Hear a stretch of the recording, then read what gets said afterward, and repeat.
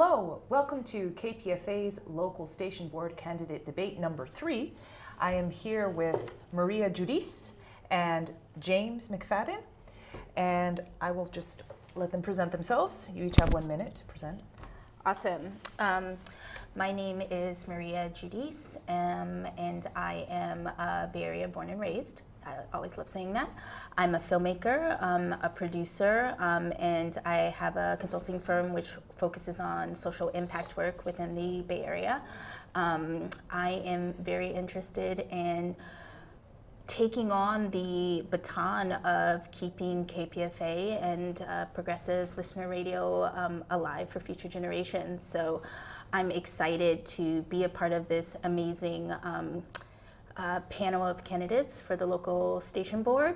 I view it as a place for mentorship, for intergenerational work, and not a lot more to say there other than I'm excited to hear more about KPFA and talk more about KPFA. Thank you.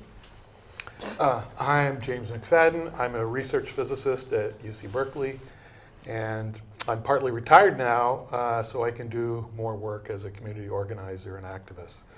I've worked in large groups on projects, I understand budgets, think outside the box, and I have a large number of community ties. I'm a member of Move to Amend, DSA, I'm a Alameda Green Party County Council, and about 7 other different groups that I go to. I spent a lot of my spare time for the last 10 years reading outside my field in economics and in politics and history, and so I think I have a pretty good grasp of how the world works outside of my bubble, my science bubble. I'm also part of an affinity group known as Rescue Pacifica, and our key positions, and the key positions I take on the LSB are no commercial underwriting, fiscal responsibility, uncensored news. I favor programming council. I want to keep Pacifica whole, and I want an anti-war, anti-corporate messaging. Thank you. I'll just briefly explain the format. It's going to be a little bit different since we only have 2 people. So basically, I'm going to assign a question to you. You'll have a minute to respond, and then you'll follow up with your response, and you can re-respond to the question, and we'll have an additional response from you. So we'll just have 2 back and forths. And then the subsequent question will go to you first, and we'll iterate through that. And then we'll have closing statements. These questions that I'm reading from are from a master list that have some historical significance and were submitted by listener members and also candidates. And they're being selected based on a random number generator. So the first question is number 8, and it goes to Maria Judice. What can be done to increase listenership among KPFA's and Pacifica's audience? How will you ensure KPFA continues to grow and change in order to meet the ever-changing needs of the community? Think about strategies for identifying and engaging underserved communities. You have 1 minute. So that's a lot of questions in one. I would start off by saying I began listening to KPFA as a little girl growing up in the Bay Area, and I am running for candidacy of the board, but also I am a fan. And I think that is something that KPFA needs to really promote, is understanding that we have listeners, that we have fans, and we need to increase a bigger fan base. And that's about audience, and I think that's also about revenue. The more listeners you have, the more fans you have, the more people to spread your message, to do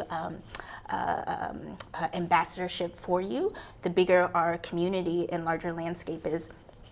I would also say from my work in the arts and culture sector that it's important to understand that KPFA is a part of a larger media landscape, and we have to figure out our partnerships and conversations and engagement with the larger landscape within the Bay Area.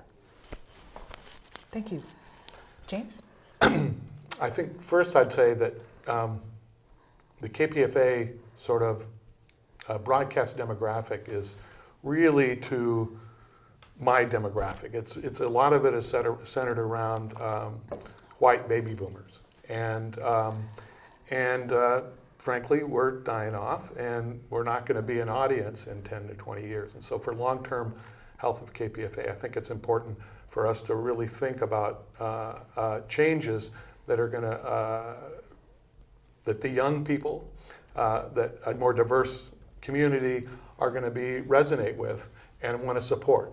And so how that change comes about is, I think, something that the LSB and other aspects of the CAB and so on could actually work toward giving that information to the general manager so we can make those kinds of changes.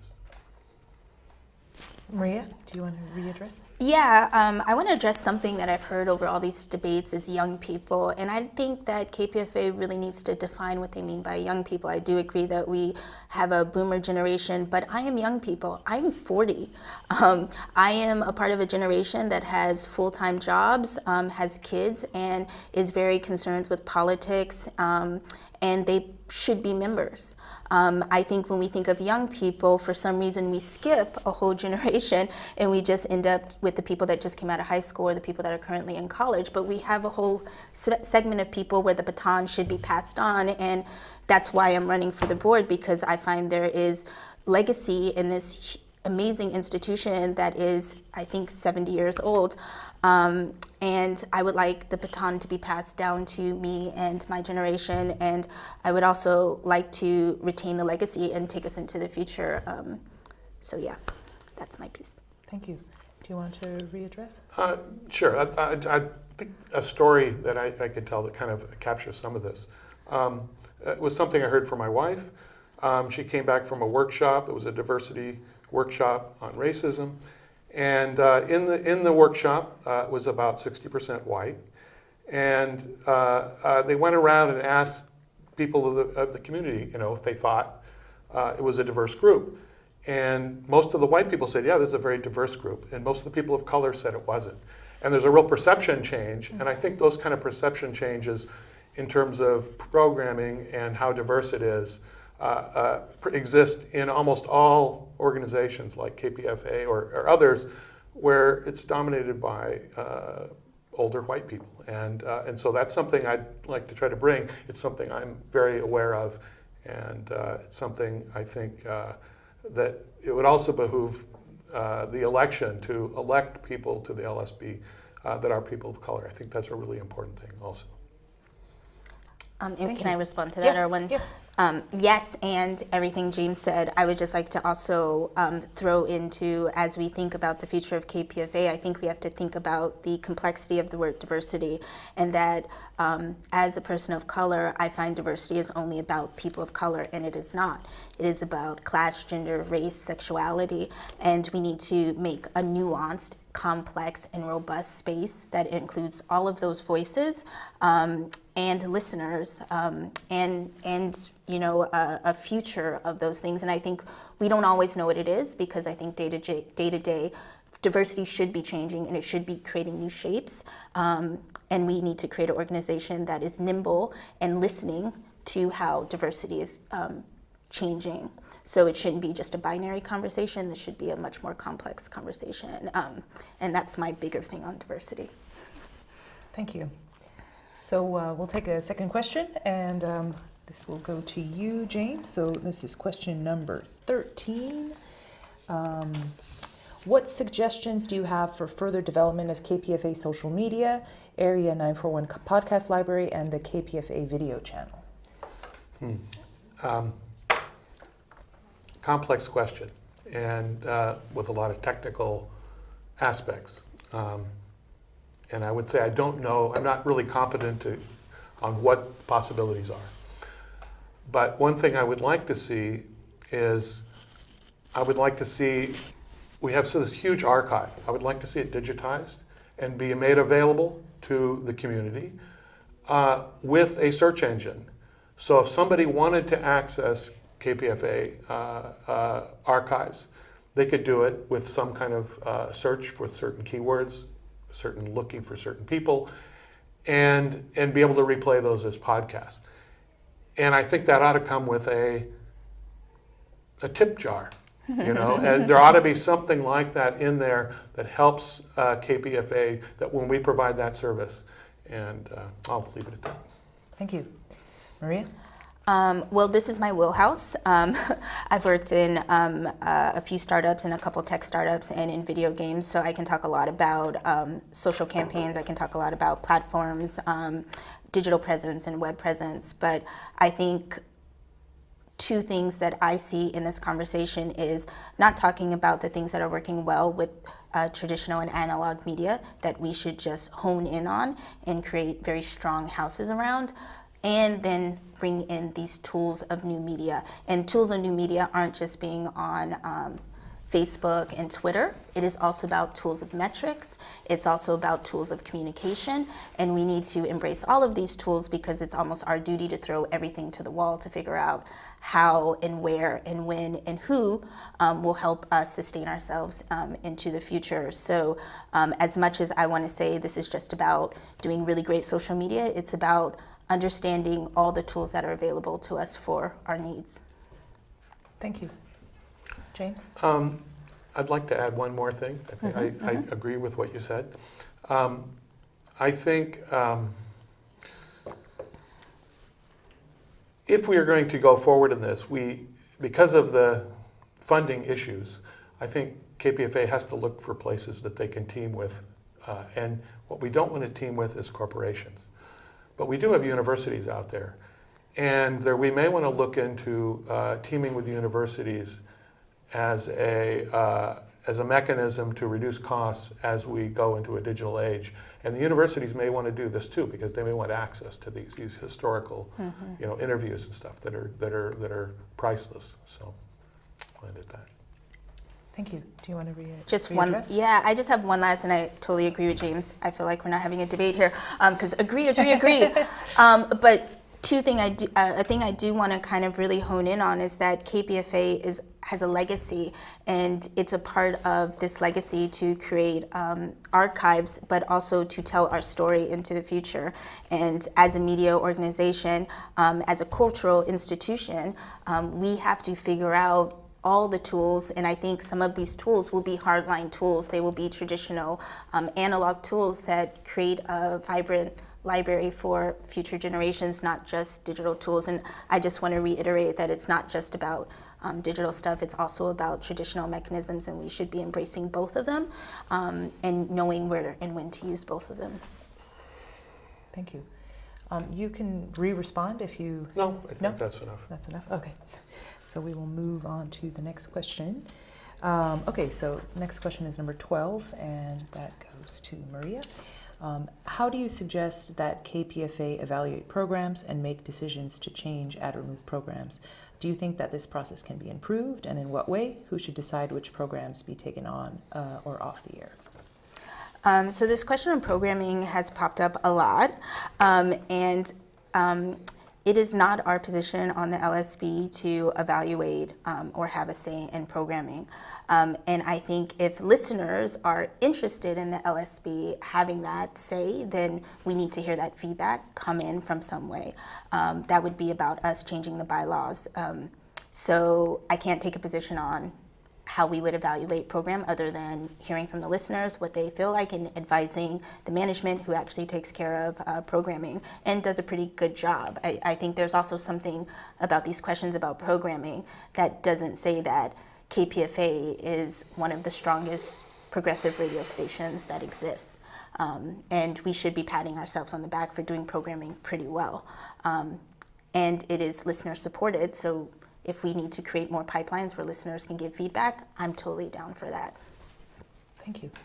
James? I think we need to bring back the program council. I think we need community input. If KPFA is not going to be a corporate top-down hierarchical structure for its management, and if it's going to be something different, which it has been all along, it needs a lot of viewer input.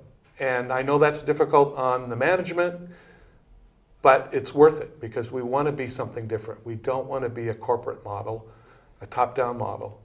And for that, a program council. And the LSB's role is to make sure that the general managers listen to that program council.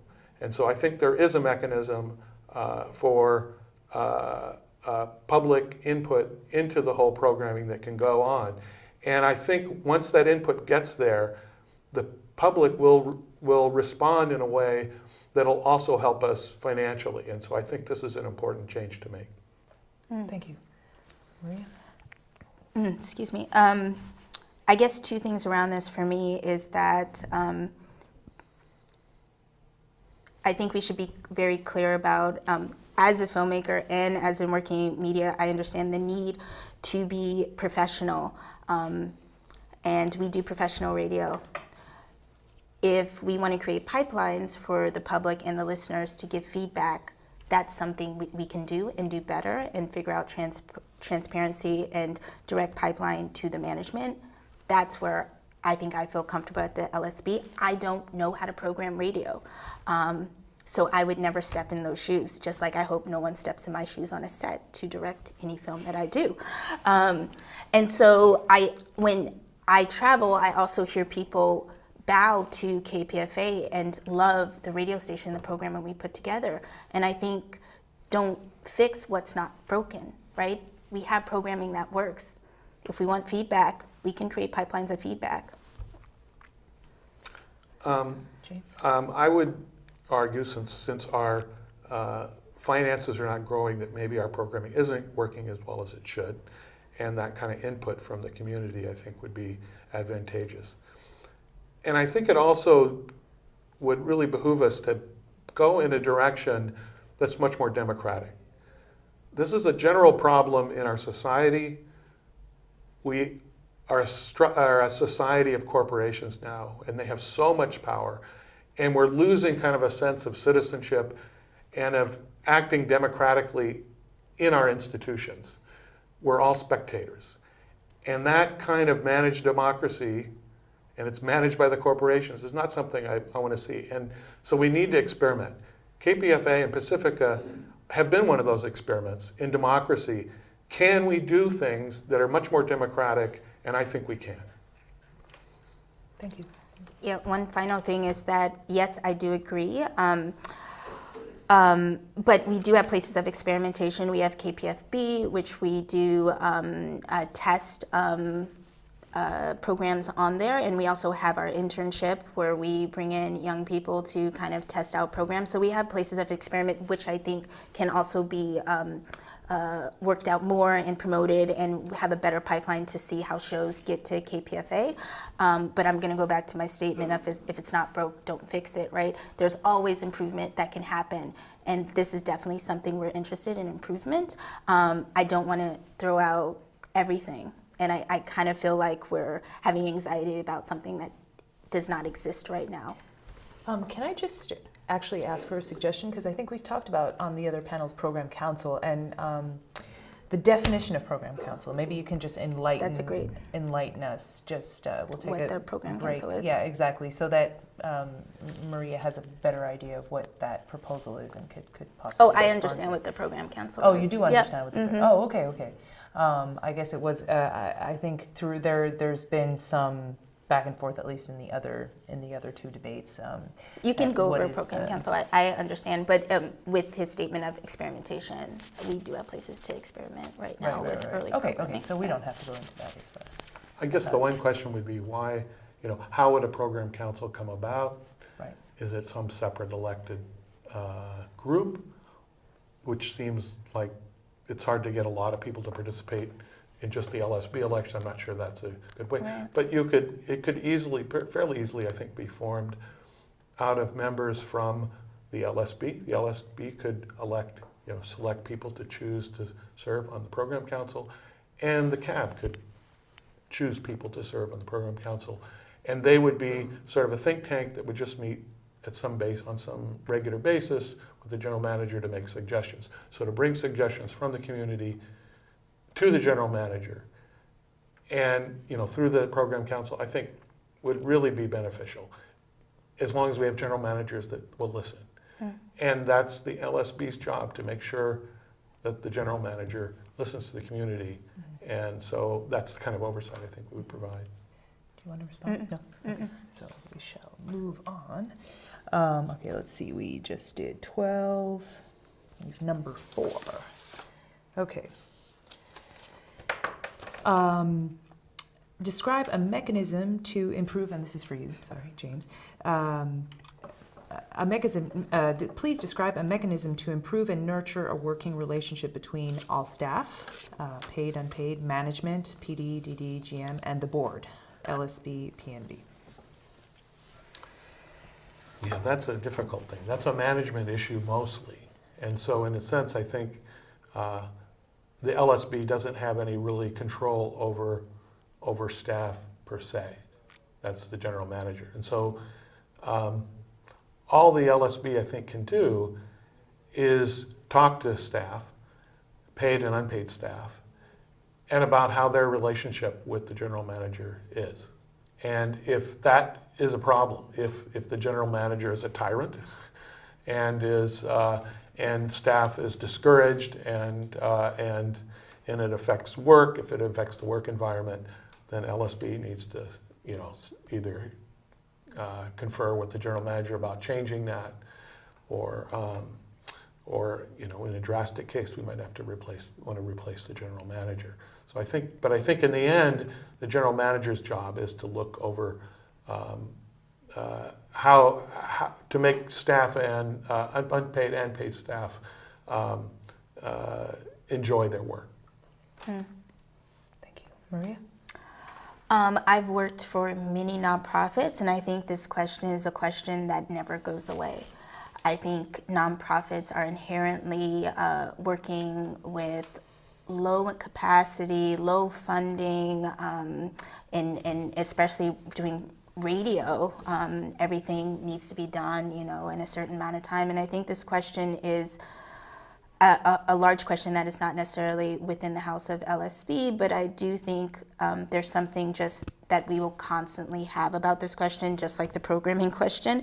And I think there needs to be transparency here, and those pipelines need to be very clear of how the staff talks to the general manager, and the unpaid staff talks to the general manager. And I think, I don't know, but I'm kind of understanding really what we need to do is find more places where people get sources of information to understand what our position is here and how they can use us, and then also how we direct them to the proper pipeline to have their issues met. Thank you. I just wanted to say one thing.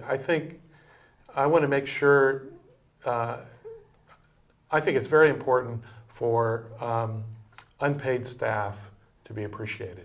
For sure. There's been schisms in the past where staff and unpaid staff separated, and that's unfortunate.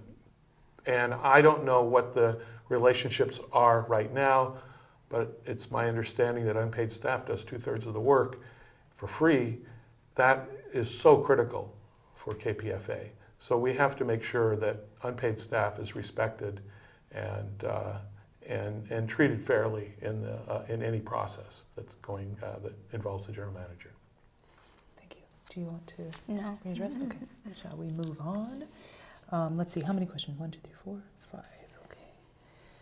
We've done ones with that one already. Okay. So wait, that was just to you, right? Yeah. So now one more for Maria. Describe your proposals to improve the governance structure. For example, how would you change the bylaws, the election process, the size and composition of the local station boards and the PNB? That's a huge question, and I would say as a newcomer, I would lean on people who have put in a lot of time and energy on the governance and the bylaws to educate me on where we're at with these strategies and plans. But again, my experience working on many nonprofits and on many boards is that the leaner the better, especially when we have large goals and plans to do. We have a lot at Kpfa to work on, and I think with the governance bylaws is keeping them lean and figuring out our clear relationship with Pacifica Radio. And yeah, I mean, that I don't have a larger position on that other than I'm a baby. So I hope to be schooled on, the governance and the bylaws, but also I just know how things work and we have to move fast. So keep it lean and clean and green. James? I think I've heard, I've not observed a PNB meeting. I've heard that the meetings get a bit unwieldy. The board itself is very large, and if you have a large number of people working together on a project and everybody wants to talk, it can just go on and on forever, and no work gets done. So I think I would be, I could be in favor of something like the PNB getting smaller, as long as it gets smaller in a way that it not is just we're going to reduce listener members of the PNB. You'd have to reduce staff proportionately, members of the PNB. And I think another mechanism is to just select people who don't like to hear themselves talk, who can be concise and precise and make their statement and make their argument quickly. Thank you. Would you like to readdress? Yeah, I have one final kind of thing to say, and this is also, I think, a place where we can think about diversity and inclusion here, is that when we kind of bring on younger voices and we put more people within the LSB and the PNB, we can have people who are not emotionally connected to long histories that have gone on, and we can kind of be in the present moment and thinking about the future. And that's something that I see in this tiny bit of the election process right now, is that we're going through 70 years of history every time we meet, and we really need to focus on the present and tomorrow. So I think that's also about diversity and finding diversity within the PNB and diversity within our LSB. And when I say diversity, I just don't mean people of color. I mean the complexity of what diversity is. Thank you. Do you have anything to add? Just real briefly, I've been reading up on some of the history, and there's been a lot of infighting and faction within, and that's to be avoided. But there's also lessons, I think, to be learned in that history. For sure. And so we should understand it and not, jump into our silos, and not listen. I think listening is really critical in this kind of on the LSB and at the PNB. Can I say that Yes. I agree with that, and I am not saying dismiss the history, I am saying learn from it, but I do think there's some kind of organic push and pull that happens within any organism, and we are an organism as the LSB and as the PNB, and there should be organic, natural push and pull. It shouldn't be conflict that's stopping us from moving forward, and I think we have to stop ourselves and make sure we have enough newness coming in to allow this conversation to breathe and see a pathway forward. And that's where I kind of feel maybe some work that needs to be done for us, is to really see a clear pathway forward as an organism, as working together, as collaborative play, and not just in competition or contradictory of each other. Trying not to get in each other's way and really build something that's a legacy and continue the institution that already exists. I think there was one question we mentioned had never been the the resistance. resistance. Is Kpfa Oh, the voice of the the resistance. resistance? Well, I thought that was kind of an interesting. So we can ask that, is KPFA the voice of the resistance? I'm down to do that. Yeah. So am I first on this one? Sure. Yeah. Go for it. It was interesting because my first thought when I read that was what leaders of the Democratic Party have been trying to promote, which was that they were the resistance, and which just makes me laugh. So that kind of resistance we don't want to be. What we really want to be is a voice that gives a message to those people that are silenced. And there's a lot of people silenced in our society. And I think that's where we can really be helpful to the kinds of changes that we're facing, especially as we go into the three crises that we're facing. A crisis of climate change, a crisis of democracy, and a crisis of capitalism. And those changes, those crises are going to dominate our lives for the next 10 years, if not for the next centuries. And so having that voice out there, I think, is critical. Thank you. Marie?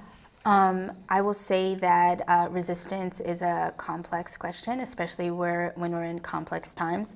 I think we are a radio station that is the voice of the people, that is powered by the people, and we have to make sure we continue a people-powered radio, progressive, listener-supported radio. I think Kpfa is a movement.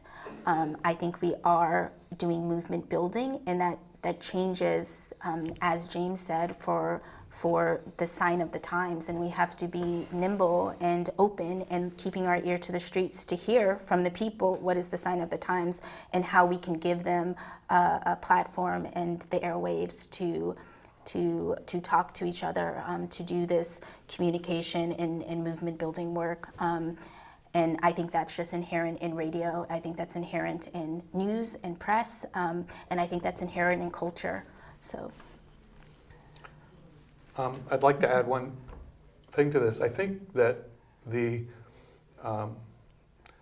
we can't be a voice of resistance unless we have news programming that reflects that. And I have to say, our news programming on KPFA sounds an awful lot like NPR. And NPR, as my brother refers to it, National Petroleum Radio, is, if you look at the underwriting and stuff for that, it's very corporate. You'll hear the underwriting, the Koch brothers, Comcast, all the giant corporations. So I think we need to be different in that sense. And so our news needs to be more radical and give voices to those who are silenced. But I also think in the community itself, we also need to give voice. And that means more outreach to the community. So if there's events in the community, like there's going to be an anti-war march at the end of March, March 30th. The one last year didn't get at all advertised on KPFA. Those kinds of events really need to be out there and repeated often, so that people know what's going on in their community, where people are organizing. Thank you. I don't have anything else. Nothing else to say. So would you like to close this debate with closing statements or take another question? Yeah. So we're going to close this debate, and the floor is yours for another 1 minute, 2 minutes. How long do you want to? You call shots here. All right. Well, let's start with a minute. If you want 2 minutes, you can continue. I love being directed. I guess I'll start this off by saying that I really believe in the legacy and institution of Kpfa, and my position is really one that's about carrying on the baton and one of intergenerational work to take the history and what has been built and to build on top of it and build from it and build and extend out and create a larger ecosystem and a larger listener base and a larger community that really can feel a part of progressive radio. I think progressive radio and listener-supported radio is very important for not just my generation but future generations on where we see our voices, and I think this is kind of a learning mechanism and a beginning place where young people, as I did, learn that you can also be a journalist and a citizen journalist and also be a part of professional radio, and it's definitely a place where I feel proud to be a part of and proud to take on the legacy of it, and I hope I can then pass the baton down to an even younger generation that's coming in. So. Thank you. James? I'd like to first say I'm a huge fan of KPFA. There's so many shows. I think I started with Democracy Now!, and that was my favorite show for so long. I now read it. But so many other shows, Project Censored, Davey D, Against the Grain, and recently discovered Sonali. It's just there's a large number of shows that I really appreciate. But I also think that there's improvement. There's room for improvement there in the programming, but even more so in management and especially in finance. We didn't talk much about finance. I'm part of a community of like-minded activists. We call ourselves Rescue Pacifica. Go to our website. But there's a few key policy positions I just want to repeat. We don't want commercial underwriting. We don't want corporate media. We want fiscal responsibility, so we don't want us running fund drive to fund drive. We want uncensored news, so we don't want to duplicate NPR. We want a programming council, so there's more community input. We want to keep Pacifica whole. We don't want to break it up. And we want to see an anti-war, anti-corporate content. And especially in this age of managed democracy, where the corporations run everything, we want to unsilence a lot of silenced voices. Thank you. Since you did bring up that we didn't talk about finances that much, we can pull a question and address a question about finances. No, you don't want to. If James wants to, we can. But I could say it's a major problem, and we need to do something because but I think it's solvable, and it may require cuts in staff. It may not require selling, but it may require some kinds of cuts in staff or in costs, for instance, the archive. And we may want to find some way to deal with the archive. But I think there's solutions out there. excuse me. Do you have anything? Yeah, I would say I wouldn't talk so much about finances because I have not looked at the budget and I'm not in the conversations around all the finances, but I do know we need to figure out revenue streams for ourselves to be a non-corporate supported radio station. And part of that is we need to be able to have conversations where we're throwing everything to the board and we're looking at everything thoroughly inside out before we make decisions on not doing something. I think Kpfa is a left-of-center radio station. I think we're a very strong left-of-center radio station, but we have to be careful about being in our bubble and going through all of the mechanisms that make us see all the choices and options that we have in front of us before we throw it out. So I guess that's just a place where I'm very wary of is like, are we throwing everything to the board when we're talking about revenue streams? And that can go everywhere from digital to social media to the archives. But are we looking at everything inside and out? Can I just want to add one thing, and there's something that happened to me that relatively recently that kind of made me understand why Kpfa is so important. I was driving in my car and I was listening to a talk radio on the local NPR station, and at the end, I always like to listen to the end to see what corporations. So I'm going to hear the Koch brothers, funded this, and at the end it said this show is funded by the Comcast and the Central Intelligence Agency, and I was so blown away by that comment, I thought it had to be a joke. And I called the station, and I got email from the station, and they said, but it doesn't affect our shows, And it was something that blew me away, and I realized why Kpfa really must not get that kind of underwriting. I just wanted to close with that. We have to find other ways to balance our budgets. Thank you.